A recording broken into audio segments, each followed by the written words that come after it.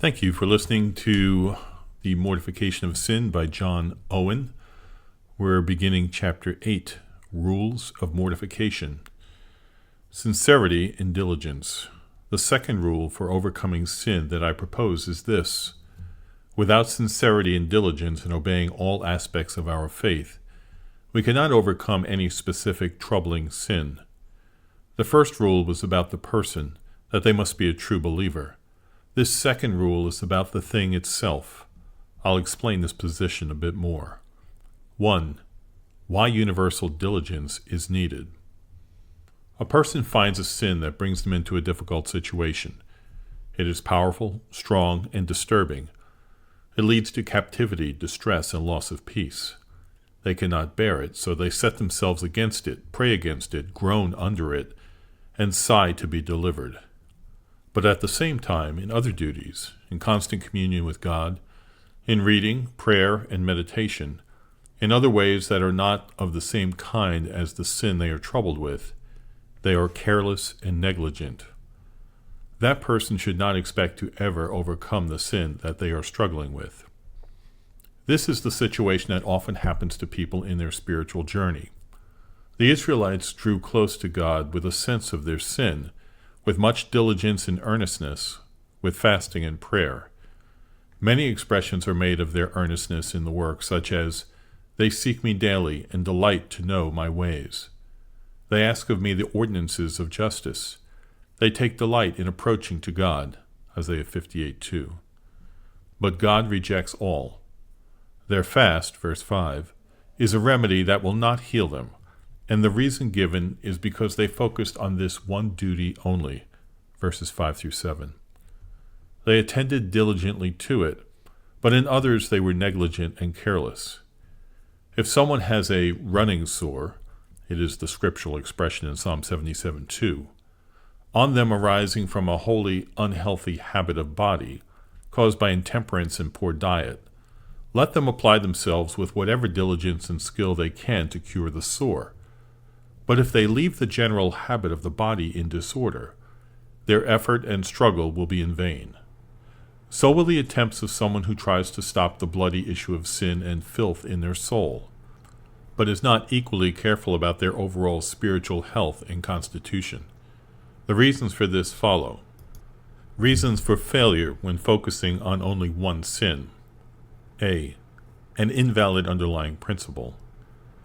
This kind of effort to overcome sin comes from a corrupt principle, ground, and foundation, so it will never lead to a good result. The true and acceptable principles of overcoming sin will be discussed later. Hatred of sin as sin, not only as troubling or distressing, and a sense of the love of Christ on the cross are the basis of all true spiritual overcoming of sin. It is certain that what I speak of comes from self-love. You set yourself with all diligence and earnestness to overcome a certain sin. What is the reason for it? It troubles you. It has taken away your peace. It fills your heart with sorrow, trouble, and fear. You have no rest because of it. But friend, you have neglected prayer or reading. You have been vain and careless in your behavior and other things that are not of the same nature as the sin you are struggling with. These are no less sins and evils than those you are groaning under. Jesus Christ bled for them as well. Why do you not set yourself against them as well? If you hate sin as sin, every evil way, you would be no less watchful against everything that grieves and distresses the Spirit of God than against that which grieves and distresses your own soul. It is clear that you fight against sin only because of your own trouble caused by it. If your conscience was quiet under it, you would leave it alone. If it did not trouble you, it should not be troubled by you. Now, can you think that God will support such hypocritical efforts so that his Spirit will not bear witness to the treachery and falsehood of your spirit? Do you think he will ease you of that which troubles you, so that you may be free to do that which no less grieves him? No. Instead, God says, "Here is one who, if they could be rid of this sin, I would never hear of them again. Let them wrestle with this, or they are lost." Let no one think that they can do their own work without doing God's. God's work consists of universal obedience. To be freed from one's sin's current trouble is only that person's work. Hence the apostle says, "Let us cleanse ourselves from all filthiness of the flesh and spirit, perfecting holiness in the fear of God." 2 Corinthians 7:1. If we want to do any one thing, we must do all things. So then, it's not only an intense opposition to this or that specific sin, but a universal humble attitude and watchfulness over every evil and for the performance of every duty that is accepted. B. Chastening. A second reason to avoid focusing on overcoming only one particular sin is this. How do you know that God has allowed the sin you are struggling with to gain strength in you and power over you in order to chasten you for your other negligence and general lukewarmness in walking before Him, at least to awaken you to the consideration of your ways, so that you may make a thorough change in the course of walking with Him? The rage and dominance of a particular sin is often the result of a careless, negligent course in general, and that for two reasons.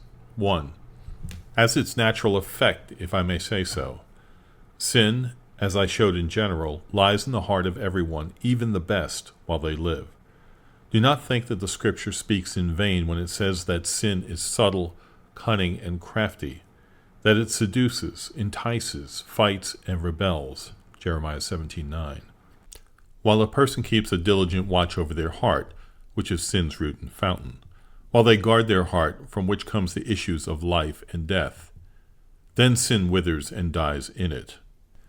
But if through negligence sin erupts in a particular way, gets a passage to the thoughts through the affections, and from them and by them perhaps breaks out into open sin in life, then the strength of sin follows the way it has found, and it mainly urges that way until, having found a passage, it then vexes, distresses, and is not easily restrained.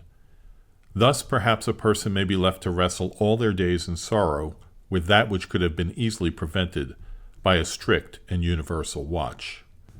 2. God's use of one sin to chasten another. As I said, God often allows one sin to break out in order to chasten our negligence.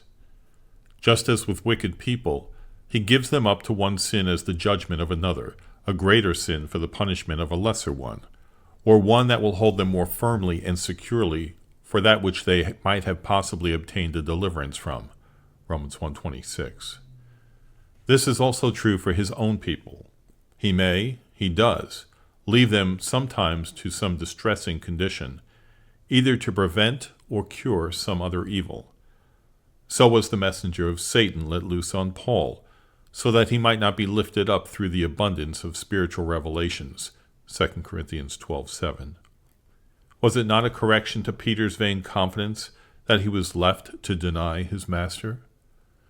Now, if this is the state and condition of sin in its prevalence, that God often allows it to prevail, at least to warn us and humble us, and perhaps to chasten and correct us for our general loose and careless walking, is it possible that the effect should be removed and the cause continued, so that the particular sin should be overcome while the general course remains unreformed? Therefore, anyone who wants to truly, thoroughly, and acceptably overcome any troubling sin should take care to be equally diligent in all aspects of obedience, and know that every sin, every omission of duty, is burdensome to God, even if only one sin is burdensome to them. Isaiah 43:24. While there remains a treachery in the heart to indulge any negligence in not striving for perfection in obedience, the soul is weak, as it does not give faith its whole work. And the soul is selfish, as it considers more than the trouble of sin than the filth and guilt of it. The soul then lives under a constant provocation of God, so it should not expect any comfortable result in any spiritual duty it undertakes, much less in this one under consideration, which requires another principle and frame of spirit for its accomplishment.